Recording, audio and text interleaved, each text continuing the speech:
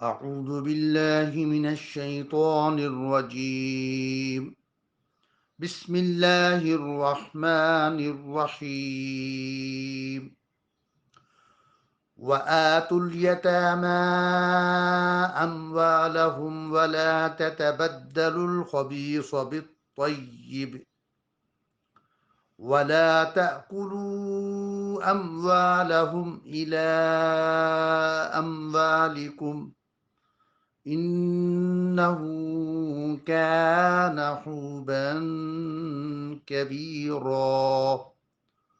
صدق اللہ العظیم.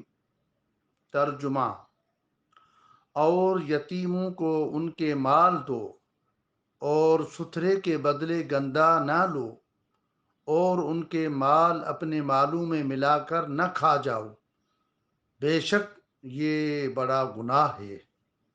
سورۃ النساء۔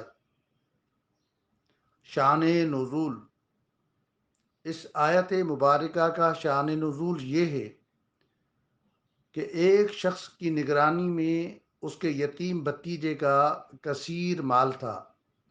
جب وہ یتیم بالغ ہوا اور اس نے اپنا مال طلب کیا تو چچا نے دینے سے انکار کر دیا۔ اس پر یہ آیت نازل ہوئی۔ اس کو سن کر اس شخص نے یتیم کا مال اس کے حوالے کیا اور کہا کہ ہم اللہ عز وجل اور اس کے رسول صلی اللہ علیہ وآلہ وسلم کی اطاعت کرتے ہیں۔ بحوالہ تفسیر خزائن العرفان۔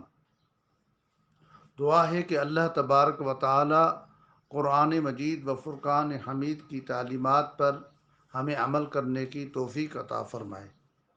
عزیزان گرامی، بکھرے موتی کے چینل کو سبسکرائب کریں اور اسے لائک کریں اور اپنے دوست احباب سے شیئر کریں۔ جزاک اللہ خیرا۔